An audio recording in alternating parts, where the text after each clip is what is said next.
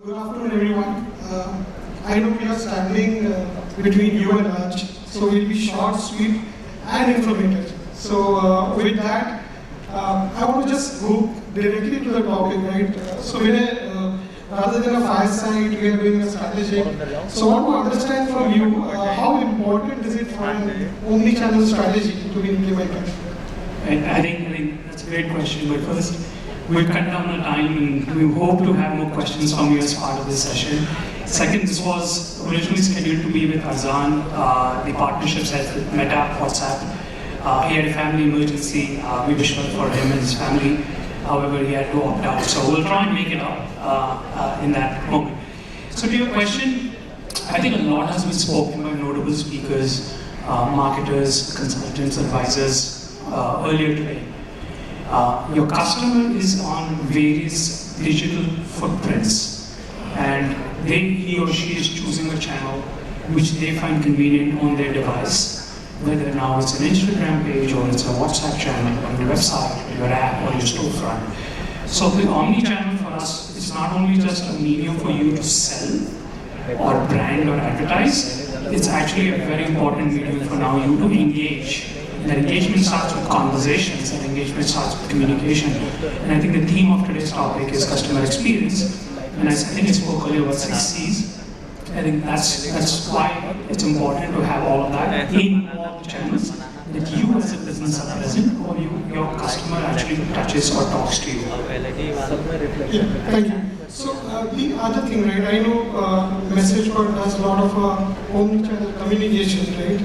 So in that perspective, can you explain us the scale of the operation, right? From a perspective of, because what I want to understand is MessageBird also being an omnichannel communication, can they fit into the strategy of a customer, right, for your end user?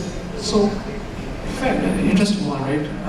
From a scale perspective, the stats, 30,000 customers, 36 trillion threads of communication. But what does that entail? I think when we look at each one of you sitting here or your customer, we actually kind of see what is the value creation that you're trying to do, what is the business problem. I was sitting in the speakers lounge with a lady and understanding where is the problem statement coming from. Okay, you're doing social listening, but there's an objective to that social listening. If you're doing social listening, part of the strategy, that's to get input. But what's the output matrix to that? Are you listening to either have a better product? Are you looking to do that to sell more? Are you looking to make your physical stores more visible? Or are you looking to get a better market share from competition, right? So I think when you look at the strategy from a customer's perspective, which is, let's say, you as a business or end goal as your customer, I think listening in and having an output matrix, I know we spoke generally, wrong matrix can lead to disasters, but actually having a defined matrix on what that objective or the outcome is extremely important as part of that. okay, thank you for that. So moving on, right? See, you have a huge scale of data that you have with you. So I want to understand from an ROI perspective or benefit perspective, what does it bring from a customer or an end user perspective, a consumer? Rephrase that. We don't have data. You as a business using us has access to your data. However, we give you tools and insights into your own engagements with your customers in order for you, and I think that goes general, and I think the speaker before also addressed this, is having qualitative data for you to make decisions or for you to implement strategies actually becomes extremely important. Now the tools, again taking an analogy, tools with holes or tools without data really don't mean anything. So what we focus on is with you as businesses, or any business should, how do you use qualitative data cutting across different lenses? A marketer may look at a data point from a different view, a CX professional may look at a data from a different view, and a sales or a growth hacker may look at data at a different view, right? So I think that's very important, and that's what we enable is how do you as a business get access or visibility into your data points with different lenses rather than just one lens, which is, oh, 1 million hits, and 1 million conversations started, 10,000 users buying my product.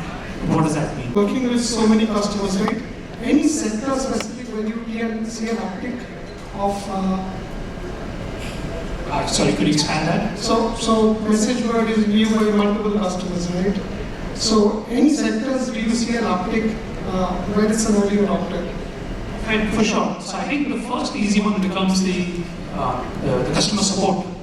It's a very natural first adopter, easy mover, which we've seen because you have incoming queries and you want a better response mechanism across channels. I think what we're now seeing is re-engagement and remarketing as well as new customer acquisitions. A lot of the budget sits with the marketing side or the marketing function of a business, and they drive different objectives from brand building to customer acquisition to re-engagement retention. I think it was the upgrade gentleman who spoke about 40% business coming from retention or existing customers referral. So I think what we've seen is, I'll give an example actually of, I like to eat avocado, guacamole over toast once a week. I order a fresh one from a particular brand that sells only on WhatsApp. What I like is every week they'll send me in another picture of the avocado and say, would you like to buy again? I think that adoption is hyper-personalized. It's something again we saw spoken earlier today. So they've tracked that I consume or buy one avocado once a week. Every week on a Monday I'll get a message saying, hey, we have a deal, or here's another, would you like to buy an avocado? Instead, if my daughter doesn't, let's say my wife doesn't eat avocados, and she's getting that message. And so we spoke about the example of somebody without hair getting a message of hair color. So I think the adoption we're seeing across functions, but I think the key is going to be how do you hyper-personalize that adoption to meet either your functional or business objective. Got it. That's actually a very important point. The hyper-personalization, right? So, Vinay, tell me one thing. Because this tool does a lot of things, right, MessageBird. So I want to understand from a deployment perspective, how easy it is to implement, right? That's fair. I think there are a lot of tools, but as MessageBird, we are able to take up a challenge and say, give us a user journey and we'll make it live in 5 minutes without dependency on engineering and product.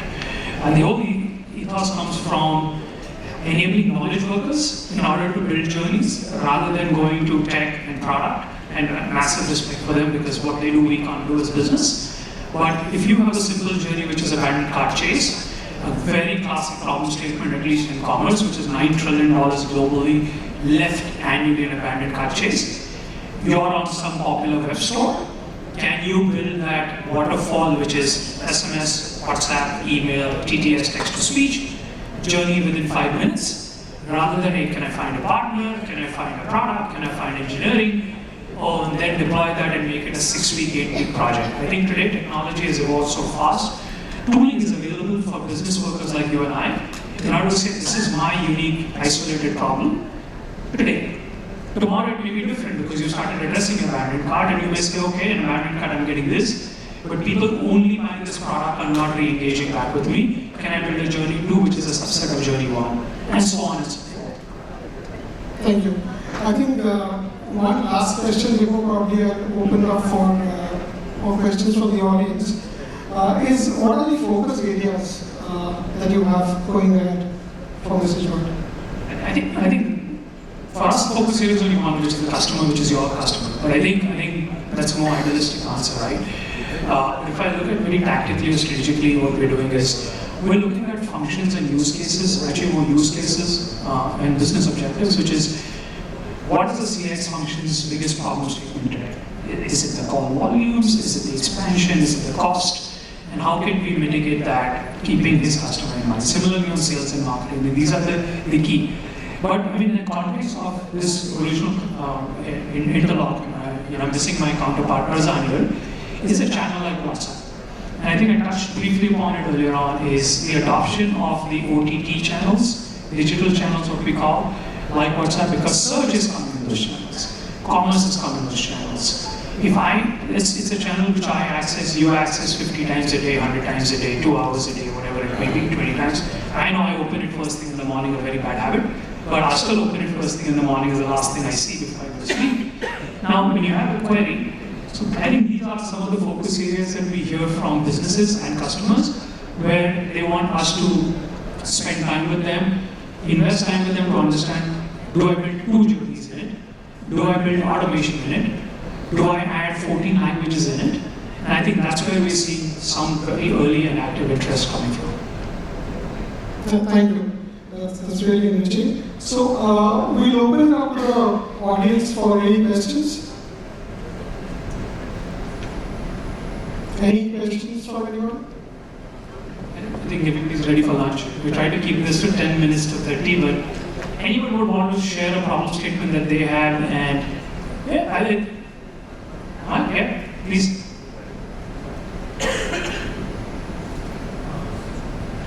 Can we have the audio please on the mic?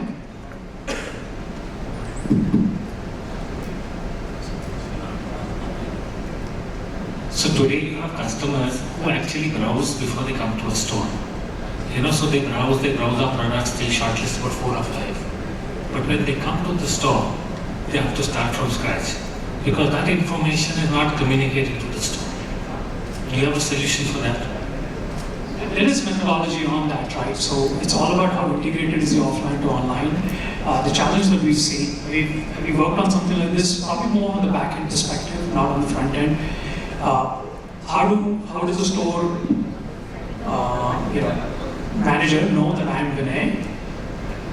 Unless it's video and facial, and I think a leading brand tried to do that and got sued for privacy. So the challenge comes is, how do you confront or engage or welcome a customer who walks into a store knowing he's Vinay as me? I think that's the challenge to address, and we don't address that. At least what we've done is differently is we've taken a virtual digital experience to an omni, which is video. Obviously, we can't interlock it into retail offline because you have to ask a qualifying question to know who the individual is. However, there are certain brands, under NDA we can't share, but their product sizes are 1 lakh, 1.5 lakh rupee SKUs. Especially in COVID times, the customer wouldn't want to go to the store for the risk of fear of picking up the virus. So they would engage, call, and we would mitigate that or migrate that call from an audio call to a video call in the channel, and then kind of do a walk around of the product. The leading sports brand, we did a pilot with that. So I think there's still far more regulation to come around, facial recognition. Unless you do a qualifying question, I would think that would be the only way out. I know it doesn't answer directly, but it's a space we haven't touched upon because it's a regulated space from privacy perspective. So any other questions from anyone? Anybody have a problem statement that they would like to share, understand, get a reference of somebody else in this space is doing, or challenge on a channel? And one of the things that I want to share is respect the channel. Channels like WhatsApp are getting popular. They are being given as a must-have tick mark by a lot of providers, but then they have been primarily used to spam. And I know Arzan would have said this, and I say this: don't spam your customer on WhatsApp. I have 7,500 SMSs, and we don't want a channel where you want a rich engagement with your customer to become another channel where he says block, block, block, block, block. And that is available in a channel, a tooling like WhatsApp. So I think respect the channel, more importantly respect your customer. Have a conversation with him, which could be a marketing. Me getting a message on Mondays on avocado is a conversation with me, it's not a marketing message, though it is a marketing message to sell more. It's a conversation saying, hey, you buy it every Monday, hey, are you ready to buy your product? Versus 2 avocados for $200, whatever the price. Sure. Thank you, Vinay. One question before we probably close it is from a use case perspective, right? So you see service center, we call it IVR. You have to press button 1, 2, 3, 4. Is there any optimization from your channel perspective where that can be sort of contained or optimized? Yeah, I think I addressed that at the start. We're not replacing, or channels are not replacing IVRs or contact centers are not going to go away. I think there's always going to be use cases. Our belief is, when we work with our customers, is how can you create greater value with an IVR contact center or IVR/contact center? How do you drive automation in that? And more importantly, the 80-20 rule, 80% of your questions are coming regarding product inquiry, a bank statement, a transaction, or anything. Can that be automated in a chat process versus a voice? Not just because it's an option, it's because it creates more efficiency, greater customer satisfaction, reduction of cost, no need to expand an IBS. So we're not advocating that you replace IBS, we're just saying, hey, you know your incoming contact center, your volumes, queries you get asked, can you, more than we, automate a lot of that in order to lead to a greater customer satisfaction. Okay. I think there's a question. Yeah, this one there.